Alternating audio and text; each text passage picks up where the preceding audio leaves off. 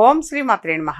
ఇప్పుడు తెలియజేసే అంశము మాస శివరాత్రి శుక్రవారం నాడు వచ్చింది. శుక్రవారం మాస శివరాత్రి సందర్భంగా యథార్థంగా బాగా డబ్బు సంపాదించాలన్నా, లేదా వచ్చిన డబ్బుని కాపాడుకోవాలి అన్నా, లేదా ఇంకా బాగా ఎదగాలి అన్నా, అతి త్వరగా వివాహం జరగాలి అన్నా, మన గృహంలో ఏవైనా శుభకార్యాలు చోటు చేసుకోవాలి అన్నా తప్పనిసరిగా మాస శివరాత్రి నాడు ఈ విధంగా ఆచరించడం చాలా చాలా మంచిది. అది మాస శివరాత్రి నాడు ఆ పరమేశ్వరుడికి అభిషేకము అనేది మనం గంగాజలంతో చేస్తుంటాము, ఆవు పాలతో చేస్తుంటాము. ఆవు పాలలో కుంకుమ పువ్వు వేసి ఉంచి 10 నిమిషాలు అలా ఉంచి ఆ కుంకుమ పువ్వు కలిపినటువంటి ఆవు పాలతోటి అభిషేకం చేయటం వలన యథార్థంగా ఆర్థికంగా చాలా బాగా కలిసి వస్తుంది. అలాగే శంఖం పువ్వు అని చెప్పేసి ఉంటుంది, అపరాజిత పువ్వు అంటాం. ఆ పువ్వుని కూడా నీళ్ళల్లో వేసుంచి ఆ నీటితోటి అభిషేకం చేయటం.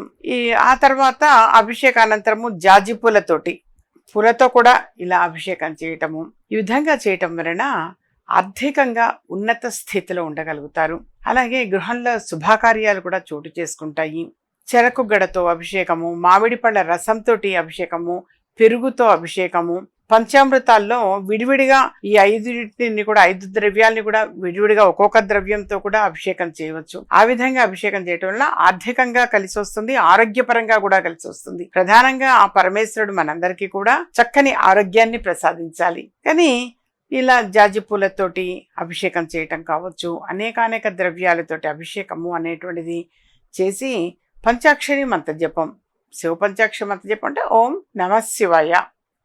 ఈ నమః శివాయ అన్న ఈ మంత్రాన్ని ఎక్కువసార్లు చాంటింగ్ చేసుకోవటం, లేదా కనీసం ఒక జపమాల అంటే 108 సార్లు మనం జపించటము. ఈ విధంగా చేయటం వలన ఆర్థిక పరంగా కలిసి వస్తుంది, ఆరోగ్యపరంగా కూడా అద్భుతంగా కలిసి వచ్చే అవకాశం ఎక్కువగా ఉంటుంది. అలాగే అమ్మవారికి కూడా చక్కగా కుంకుమార్చన అనేది కూడా చేయటం చాలా మంచిది. ఆ పరమేశ్వరుడికి అభిషేకం చేసిన తర్వాత అమ్మవారికి కూడా కుంకుమార్చన చేయటం కూడా విశేషం. అర్ధనారీశ్వరుడు ఆ పరమేశ్వరుడు. సో అమ్మవారిని కూడా అర్చించటం వలన యథార్థంగా మరి సౌభాగ్యవంతంగా ఉండగలుగుతారు. అలాగే వివాహం కావాల్సినటువంటి వాళ్ళకి ఆడపిల్లలు కావచ్చు, మగపిల్లలకు కావచ్చు, ఎవరికైనా సకాలంలో వివాహం కుదిరే అవకాశం కూడా ఎక్కువగా ఉంటుంది. కాబట్టి చక్కగా కుంకుమార్చన అనేది చేయటము ఆ అమ్మవారికి ఈ విధంగా ఆచరించటం వలన మరి అత్యద్భుతంగా వివాహం కావాల్సినటువంటి వారికి వివాహం జరగడము, ఆర్థికంగా కలిసి రావటము, ఆరోగ్యంగా ఉండడము, ఇవన్నిటినీ కూడా మరి కలిసి వచ్చే అవకాశం ఎక్కువగా ఉంటుంది. కాబట్టి వీలైనంత వరకు కూడా ఈ ద్రవ్యాలతోటి అభిషేకం గావించటం, పరమేశ్వరుడికి అభిషేకం గావించటం శుభప్రదం. అంటే ఈ ఒకటి ఆ ఒకటి అనని కాదు, అనేక సత్ఫలితాలు పొందే అవకాశం ఎక్కువగా ఉంటుంది. కాబట్టి ఈ ద్రవ్యాలన్నిటితో కూడా అభిషేకం గావించటం మాత్రం విశేషం.